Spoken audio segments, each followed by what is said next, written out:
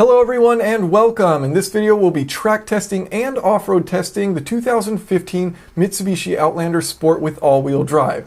This is a small crossover from Mitsubishi featuring a 2.0 liter i4 producing 148 horsepower, which I'll be comparing to the Honda HR-V, Jeep Renegade, Hyundai Santa Fe Sport, and the Mazda CX-5. Now, starting with the drawbacks, the Mitsubishi has a fairly cheap interior and the least amount of cargo space with the rear seats folded down. It's also fairly low on power, but it did have the second highest combined fuel economy rating of the crossovers tested. The Mitsubishi allows for selecting between two-wheel drive and four-wheel drive, as well as locking the center differential. It also offers good ground clearance at 8.5 inches. It also featured an awesome panoramic glass roof. Check out the video description for videos of compared models. So, visibility out the front to the sides, very good. You also do have this extremely large panoramic sunroof. That looks really nice. Tons of visibility out of that. Not that you really need visibility up, but very nice on a, dark night. Look up at the stars, checking your blind spot, good.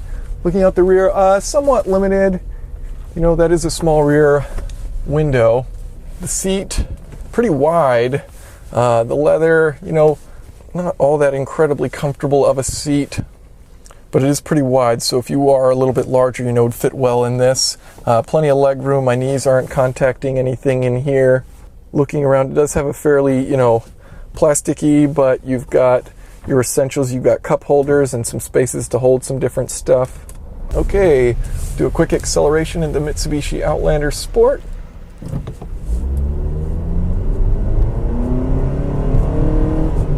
Feels very similar to that HR-V that I just drove. Not a lot of fuss, not a lot of torque, pretty basic, slow vehicle to accelerate, but these things are kind of going for fuel economy rather than something that feels aggressive and fun to drive. So we'll do a quick parking test, check our rear view here. The camera isn't all that high of a resolution, but you do get plenty of visibility. Check our dinosaur friend there. Hello. And we're off. I'll go try out the slalom, see how this compares to the Honda HR-V, which I just drove. Get it about 20, 25, and come in here. So lots of understeer with this. Can't get it to do what I want. Lots of body roll. And that was at about 25, so the traction and stability control kicking in to kind of keep things safe. Accelerate up to 40, didn't quite get up to 40, so that test was a little off, but braking seems very decent. Not too much fuss from the brake pedal, comes to a stop nicely. So we are testing the 2015 Mitsubishi Outlander Sport out a little bit off-road. Yesterday was the track day, today we're in the mud. And you actually have some selections you can go through. So right now it's in two-wheel drive, and then there's a center button to put it in four-wheel drive auto. And then if I press that again, four-wheel drive, and I can lock the center differential.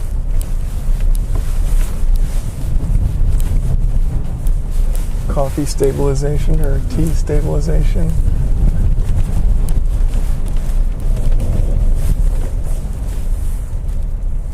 Anything interesting I should know about this for an off-road perspective? From an off-road perspective, it's not an area that we focus in heavily. Right. Yeah. So it's actually been really good participating in this event. I've only been with Mitsubishi for about a year. And okay. This is the first event with an off-road section that we participated in. But nice. I feel like this is a really good level to kind of show, because like someone that owns an Outlander Sport, they might do some driving like this. Right, to a trailhead or something where you're coming out in an area like this. They're not going to do something more strenuous, so I feel like Nwapa does a really good job of kind of matching vehicles and what their intended purposes are with things that showcase the capability. No, and this does just fine in this. Yeah, the all-wheel control system that Mitsubishi has is really stable, and everyone, seems to really like it, so. But you guys got rid of the Evo. Not yet. It's still technically here. For 2015, yeah. I drive a STI, so yeah. Yeah, I know. Well, if you guys And shame on both, in my own opinion, because there's no longer a hatch from either side. So I bought the 2014 hatch STI. I really wanted a hatch just for cargo space, and yeah, so the Mitsubishi wasn't really in the runnings just because of that, and now neither of them do it, so it's like, right. But Ford is bringing the Focus RS, and they're going to come light a fire under some people, I think, with the competition of that thing. It's going to be pretty cool, I think. Yeah.